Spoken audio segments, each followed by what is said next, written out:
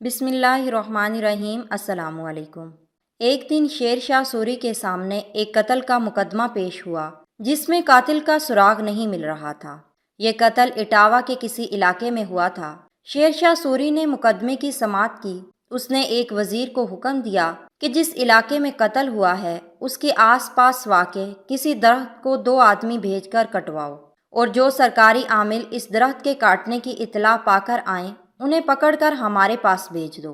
وزیر نے شاہی فرمان کے مطابق 2 آدمی درخت کاٹنے کے لیے موقع واردات پر بھیجے۔ وہ ابھی درخت کاٹ ہی رہے تھے کہ علاقے کے سرکاری عاملوں نے انہیں موقع پر آن پکڑا۔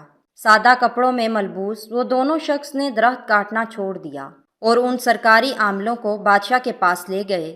بادشاہ نے ان سے دریافت کیا کہ تمہیں درخت کٹنے کی خبر تو ہو گئی، لیکن ایک انسان کی گردن کٹ گئی اور تم اس سے بے خبر رہے۔ میں اسے تسلیم کرنے کے لیے تیار نہیں۔